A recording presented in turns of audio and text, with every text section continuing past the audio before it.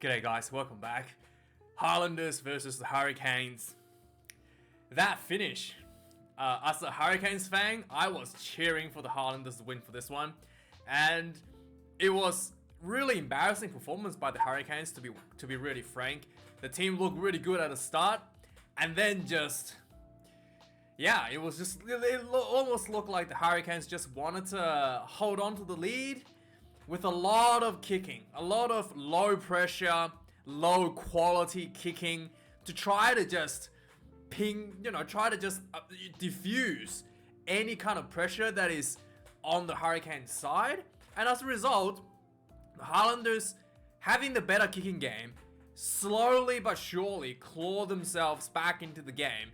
And right at the end, the Highlanders got robbed by the referee.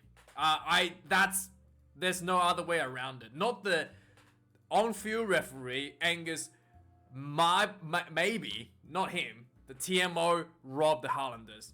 That's what I thought. So, yeah, basically what happened, the Highlanders was, basically the clock was red. The Highlanders was charging themselves towards the Hurricanes line. I think it was Gregory, did a really good run. And then one of the Highlanders players, who was it? One of the reserve props or something. Anyway, one of the Highlanders players tries to crash over the try line. He gets tackled like half, not even half, like 12 inches short from the try line. So he tries to reach out to go over. There's a lot of like foot and hand on the way. And then it looked like he gets over the try line. And the referee on the field goes in to have a look. He couldn't see the ball on the ground, so he made the right decision on the field. Angus, he couldn't see the ball on the ground, so his decision on the field was no try, and check TMO to see if the ball has been grounded, and they also checked for double movement, right? So the law is, the TMO has to have clear and obvious evidence to overturn the on-field decision that the try has been scored, right? So it was clear and obvious, first up with the double movement, that the player will hit the ground. He had one opportunity to move the ball forward, and he did so, and the momentum carried him over the try line. So it's clear and obvious that he did not commit double movement. Now, the grounding of the game, the ball. So it's clear and obvious that the ball went over the try line. That is for sure, right? So it's just one last point, whether the ball has touched the ground when it's over the try line. So there's a shot of the ball over the try line, but you can't see the grass on the ground because it was just like, people's body on top. You can't see the actual ground because of the shade, right? The shade created by the human bodies.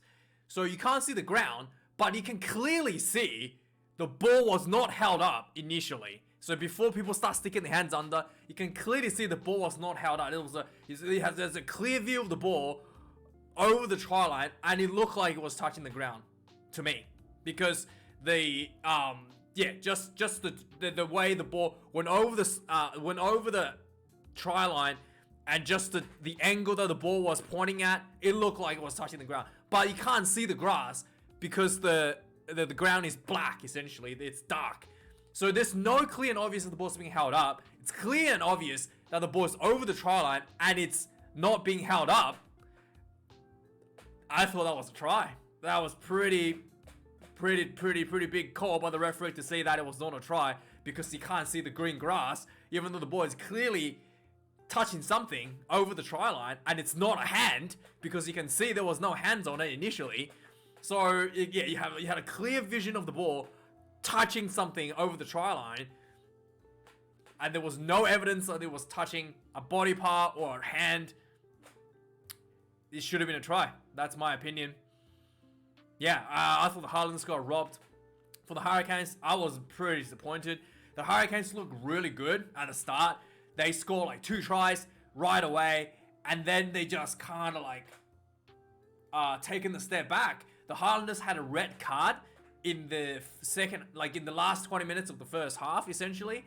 And the Highlanders, despite having a player in the bin, play a lot better than the Hurricanes. Was putting pressure on the Hurricanes during that 20 minutes of the red card. The Hurricanes scored a try with that initial penalty that was given by the red card. And then Hurricanes actually they just did nothing from the remainder 20 minutes, and the Highlanders actually scored, I think, a penalty from that 20-minute red card period. And despite having one play in the bin, the Highlanders play with gut, they play with determination, they play with desire to win the game. They didn't just take the easy points, they pressured the Hurricanes. They had kickable penalties during this period, which by conventional strategy, when you have a play in the bin, you want to run the clock down. Highlanders didn't do so. They play for the points, they play for the try, kick the ball out for lineouts. They tried again and again and again to try to score despite having a play in the bin. Okay, really admirable effort by the Highlanders. The Hurricanes, on the other hand, had a play in the bin, and just took a pounding. And clearly see that the players just almost felt like they won the game when the Highlanders had a play in the bin, right? And had a couple penalties after that, and that was it. And then you took all the way to the Highlanders scoring that second try, taking over the lead. Did the Hurricanes finally woken up and started attacking again? And it was just that easy. The Hurricanes winger, the wingers, both wingers, the bus, Julian Savia, dialing back at the clock, and Salesi Riasi was absolutely on fire this game. Both of them was just setting up points, like making line breaks, was amazing. But the Hurricanes hardly used them for most of the match. The 3 tries that they scored basically resulted in the 2 players being exceptionally well. And then they just went, all right, let's take the safe option and play a lot of low pressure kicks and keep the ball diffused from our half of the field. It was really poor. And by the way, why do you have Jordy Barry at 12 when he's clearly playing 15? Like, what's the point? He's clearly at 15. He's always at a fullback, receiving the kicking the ball away, playing the kicking game like a fullback. Why do you have him at a 12? You might as well put Julian there, who actually can run the ball as a proper 12 can do. It was so, it was...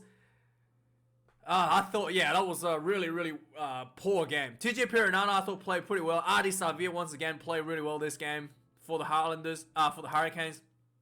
But, so overall, the match stats, Hurricanes has more run meters. You wouldn't actually believe this. They actually have more run meters. The passes, both passes for the Highlanders, 169, 158 for the Hurricanes. So Highlanders actually used the ball much better despite having lower run meters. Turnovers conceded 14 apiece. Tackles made 119 for the Highlanders, 136 for the Hurricanes. 26 missed tackles for Highlanders, a little bit on the high end. For the Hurricanes, 17, just about right for this sort of level. The kicking game, there was a lot of kicking this game, 34-28. This is like watching a Springbok game. Just kidding. Just calm down. So this is like really high end in terms of kicking. 34 for the Highlanders, 28 for the Hurricanes. But the Highlanders kicking was slightly better quality. So yeah, the Hurricanes was really not getting anywhere with their kicking game. In fact, the Highlanders really wanted to play the kicking game because the Hurricanes looked really threatening when they were attacking with their backline. And the telling part is that the Highlanders, during that 20-minute red card period, their 4-pack did a lot of work, a lot of turnovers at the breakdown, a lot of line-out steals during this period, and forcing a lot of penalties, or like just mistakes all around the field. So the Hurricanes just, really, despite having that numerical advantage during that red card period, was actually playing like they had a person in the bin. Like it's really showed the difference in mentality from the both teams. One team had a clear strategy, was down a player and wanted to pressure that strategy. And for the Hurricanes, it was like they had a good start and a strategy that they kind of was doing really successfully. And as soon as that advantage was given to them, they just went, all right, let's take this easy. Let's cruise this one home for a win. And I really thought the Hurricanes didn't deserve this one. The referee, I thought, made the wrong decision. I thought the Highlanders should have won that. Also, by the way, that final tackle when the Highlanders player hit the was short, and then when that final that tackle that was going into the held up I guess and held up try at the end. It looked like a high tackle from the Hurricane player. It looked like a seatbelt tackle around the neck. One of the players put that in, so that should have been a penalty there. Even if it wasn't a try, it was a seatbelt tackle by one of the Hurricanes player there as well. So I don't know what the TMO was looking at, and it was really, really poor by the TMO, and I thought the Highlanders got robbed. That should have been, Anyway, let's quickly go through some of the key points. So as you can see, the Hurricanes scored 2 tries less than 20 minutes. Absolutely on fire coming out of the gate. I was really exciting. Yeah, it was really exciting. Good rugby as well at the start. So it started off with a bit of a kicking duel, but then Hurricanes kind of settled the game a little bit. Went for a bit of pressure. They throw the ball to the wing. Sullivan, the number 13, gets the ball in the wing, cuts back in your field, just busts through like 3 tackles, goes straight through the Highlanders defense, just a little step in field, and then goes in for the first try easy as that. The Highlanders defense was looking like it was cracking up, right? And then 17 minutes into the game, the Hurricanes was on the front foot again, hitting the Highlanders try line. Julian, the bus, Savia, he looked good. He looked like he lost weight. Like his face looked younger than he was last. Like he honestly looked younger. Like on the field today, he's in really, really, really good shape. And I could not believe he looked like last year he looked a bit chubby. He looked a bit out of shape, and he looked old. He looked young. He looked like he's 20, 25, 26 again. I swear to God, he looked like he's got younger. He gets the ball, he runs in, just absolutely pounding people left and right. He did this quite a lot during this game, I swear, just running people over, mauling people down. So in the 17th minute, he mauls over a couple of players. Literally, he goes over the try line, he reaches out, he drops the ball just over the try line. So no try. That was close. That was so good from Julian Savia. And you thought that with the performance like that, you thought they were just gonna try to use Julian to bust his line a bit more. But nah, they just had that Anyway, that was kind of like the golden opportunity for Julian to score, and he just missed over the try line. And then a couple minutes later, Dixon from the Highlanders, I think it was Ash Dixon, is his name? Dixon from the Highlanders, Josh Dixon gets a red card for a shoulder to the head. Pretty unlucky there. Sends off for the remainder of the first half. So as a result of his penalty, Hurricanes gets on the front foot again. A nice, beautiful set piece from the line out. Just 2 screen runners running through the middle of the field. Draws 3 defenders from the 2 screen runner. They loop the ball behind to Riasi. He just runs this nice little angle with a big open gap in the outside field. Goes straight in for the second try for the Hurricanes. And he looks so easy, so good. This is only 20 minutes. They could technically score 3 tries already if Julian didn't drop that ball. Now there's a yellow card, there's a red card. 20 more minutes of basically free rugby. That was it. That was the last time the Hurricanes scored in the first half. And it took them like 50 minutes to score the 3rd try. So, really don't deserve this win.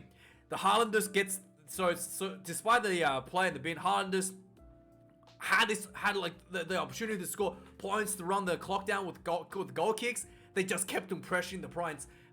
Obviously... the execution was a bit off, not able to score those points, but eventually on the 32nd minute, Highlanders thought had enough possession, enough territory, thought it's time to take some points, takes a 3 before halftime. So halftime score, despite the point in the scoreboard showing 6 points to, I think it was 15, the Highlanders was looking way better than the Hurricanes. Despite the awful start, they were firmly in control with a play in the bin going into halftime. Second half starts, once again, the Highlanders just controlling the game, having that play back on the field. The game settled down a little bit, and it's playing in the rhythm that the Highlanders really wanted to play. And the Hurricanes just really didn't pressure their they advanced the opportunities when they had it, kicking the ball away a lot. Like I said, low pressure kicks, and slowly but surely the Highlanders were just getting themselves back into the game. On the 51st minute, the Highlanders gets themselves what happened here? 51st minute. So yeah, so just before, so yeah. Anyway, the Hurricanes finally gets their first opportunity for 3-point penalty. Jordie Barrett kicks a long range penalty, and that was kind of like, you can almost see the Highlanders just like already like clapping their hands and getting ready to go home almost. Like they were just really like off. But anyway, 51st minute, Highlanders gets their first try on the field. There was just like a really cool classic setup. They had a penalty, again pressure, had a penalty, kicks a penalty out for a line out, goes for just your classic maul and just runs over the Hurricanes setup. Easy try like that. 51 minutes, Highlanders gets himself the first try on the board. And then a few minutes later, on the 58th minute, Highlanders gets a penalty after just more pressure, kicks the penalty over, and then after that, Highlanders is closed up the gap to really close up the gap at this point to 21 points to 17. So only 4 points behind at this point. And then the sorry, no, 21 to 17. This was how much? What was it? What was it? 14 points to 17. 14 points to 17. And then on the 66th minute, I have to do a bit of maths here. On the 66th minute, Hicks goes over for the Highlanders. Again, following a lot of kicking duel, and the Hurricanes just looked like they had no idea what they want to do with the ball. Mitchell Hunt grabs the ball through down the sideline, bit of variation, and it looked like the ball was going to go out. Everybody thought the ball was going out. Umaga Jensen runs up, pats the ball back in field before he actually went out, straight into the Hunt who was in supporting field, catches the ball, he cuts back in field. I think he linked up with another player. They get tackled on the ground. Adi Savia actually turns the ball over, so the Hurricanes look like they got out of trouble, start running the ball out, and then he gets tackled, and the Highlanders immediately turns the ball over again, and then they get the ball out. Hicks gets the ball, the big man. He saw like two defenders in front of him, just big harsh strides, rams his way through for a try, reaches out, goes in for the second try of the Highlanders. And then Highlanders kick this conversion, 21 points to 17. Suddenly the Hurricanes back. It's behind the scoreboard for the first time this game.